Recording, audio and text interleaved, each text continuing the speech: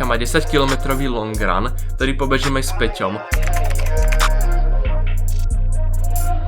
I'm tryna take it as high as it go. I've been by the code, you know how I be. I am a product of putting my curses to rest on my family tree. Pri mne sa mi do toho už nechce po tých 10 kilometroch. Čus, ja som Samík a vítam vás u prvého videa na tomto kanále. Možno si teraz hovoríte, prečo druhý kanál, alebo čo to je za kanál, halo, prečo nie si na hlavnom kanáli. Tak hneď vám to vysvetlím, len by som sa najskôr chcel predstaviť niekomu, kto ma ešte vôbec nepozná a vôbec ma nevidel a toto video na ňu vyskočilo prvýkrát. Tak ja som Samuel, mám 16 rokov a venujem sa fotografii, tvorbe fotiek, úpravy, strihu videí a takisto som veľký športovec, som dosť veľký bežec a snažím sa tam furt zlepšovať svoje časy a posúvať tie svoje limity. Športovanie je niečo, čo ma baví od malička, čiže som sa rozhodol, že tento kanál pojmem tak, že to bude proste čisto taký raw štýl. Ja vám ukážem tie moje tréningy a veci, ktoré by sa úplne nehodili na ten fotografický kanál, pretože nechcem to moc mixovať a na YouTube najviac funguje, keď na rôzne téma máte už určitý separátny kanál a nemixujete všetko na jednom kanále. Čiže preto som sa rozhodol založiť tento nový kanál. Chcem tu natáčať o športe, o mojich činnostiach, jak tak fungujem, jak vyzerajú tie moje tréningy, čo behom toho jem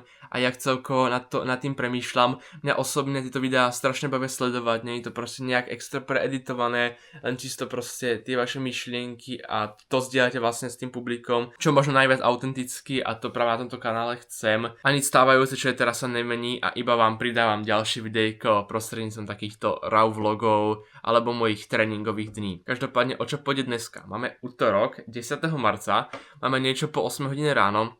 No a tým, že dneska 4. ročník na strednej škole maturuje, tak prváci, druháci, tretiaci u nás dostali voľno, čo je pre mňa veľká výhoda, pretože môžem ísť trénovať a celkovo ten deň zariadiť už od rána. Ja osobne behám radšej ráno a som rád, keď proste už ráno odmakám a proste je to taký dobrý pocit, keď už viete, že v tej prvej polke dňa máte odmakané niečo, na čo vám záleží a je to pre vás dôležité. Čiže som rád, že dneska môžem ísť behať. Čaká ma 10-kilometrový long run, ktorý pobežíme s Peťom. Poslednú dobu som do toho Peťa nahecoval a začal oveľa viac behať a spolu posledné behy som mal vlastne iba s ním, posledné 3-4 behy sme behali spolu a fakt som rád, že som ho do toho dostal a už som ho zapísal na beh Devín, čo je 11,5 km. Čiže do toho teraz musíme spolu natrénovať, ten beh pobežím ja s ním a budem ho čas kontrolovať, aby to vlastne neprepálil, udržovať mu tempo.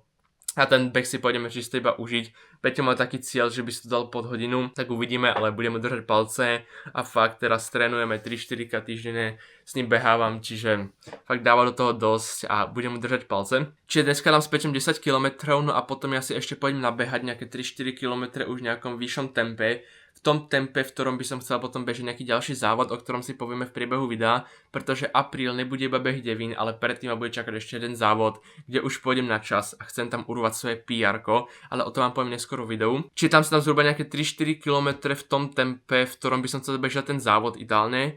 No a to vyjde nejakých 14 km, to bude dosť veľký long run dneska. Mám tu už takto pripravenú ovsenú kašu, je to fakt veľký bowl ovsenej kaše.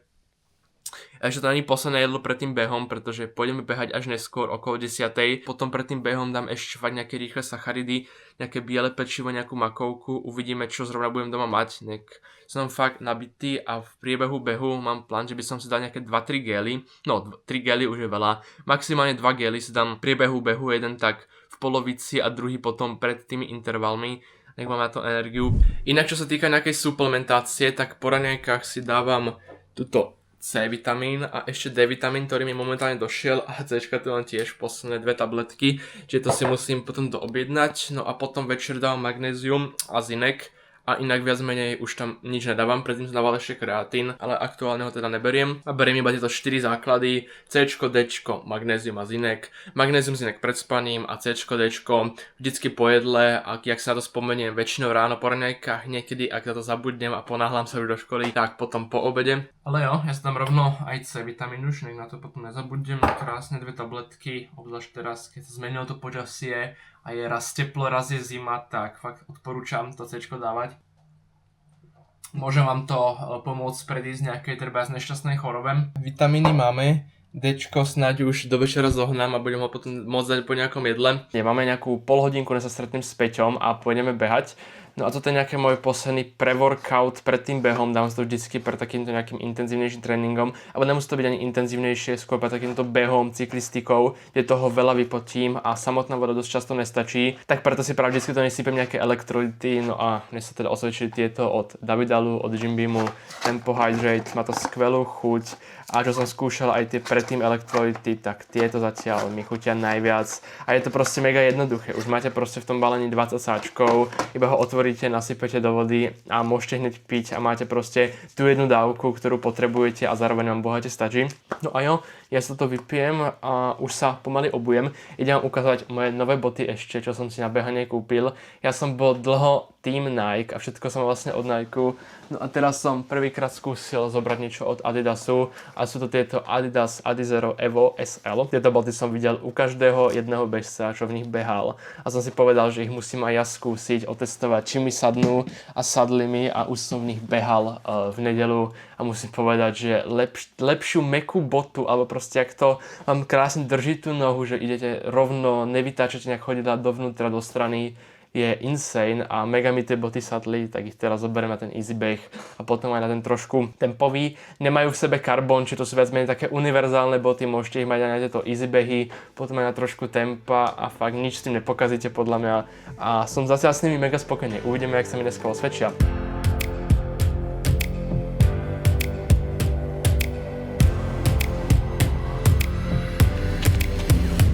Dnes sa zvolili takto krásne nábrežie Dunaja. Behávam väčšinu iba v Petržalke a moc takto kúpiu netestujem, ale to chcem zmeniť. Dneska som nejakých 10 km tuto po meste a pri Dunaji. Tak let's go. GPS pripravená a môžeme ísť.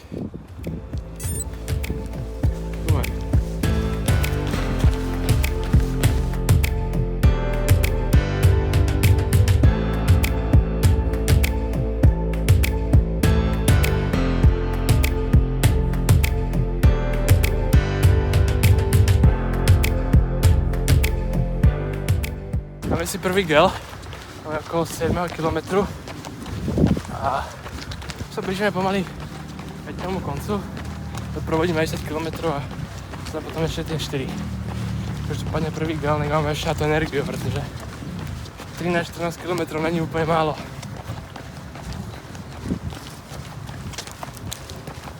Niekedy to bolo dosť sladké. Teraz to je dobré. Ja som sa s Peťom rozlúčil.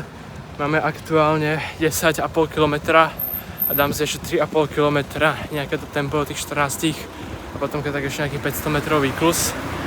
Úprimne, sa mi do toho už nechce po tých 10 km, ale chcem dávať takéto tréningy práve, že nejakú určitú vzdialenosť dám najprv easy a potom práve už tých 20% dám fakt niečo, nejaké závodné tempo, v ktorom už budem potom bežať nejaký ten ďalší závod a už potom na vyššie tepy.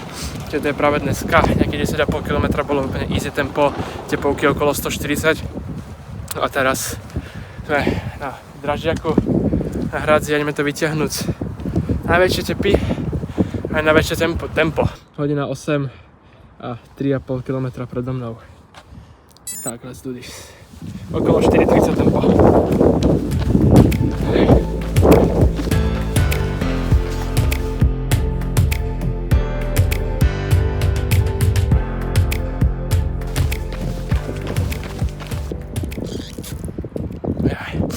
Druhý gel, tak mám energiu.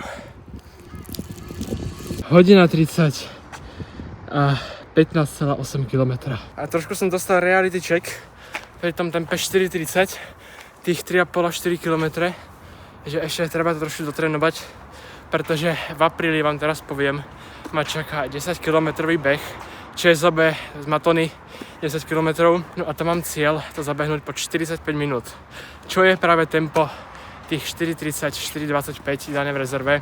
Prvú polku sa budem snažiť bežať trošku pomalšie a budem trošku strácať, nech práve nie som úplne vyfrosnutý a potom tú druhú polku už pobežím tak aby som to zvládol ten cieľ. Uvidíme, čo to dám, je to prvý pokus, to sa po 45 minút, iba taký side quest, pretože v máji ma čaká jeden môj veľký závod, ktorý je teraz je to môjim takým snom tento rok si to zabehnúť a zvládnuť to, respektíve zabehnúť, odplávať a odjazdiť na bicykli. A som vám teraz napovedal, je to triatlon, ale o tom, keď vás to zaujíma niečo viac, alebo si ukážem potom v ďalšom videu nejaké tréningy, tak si počkajte do ďalšieho videa a tam sa to tak rozoberieme viac. Ja som práve doeditoval video, na ktoré sa teraz dopozerali, no a dajte mi vyvedieť, či vás to bavilo, pretože mňa osobne natáčanie, aj teraz strihanie toho videa dosť bavilo.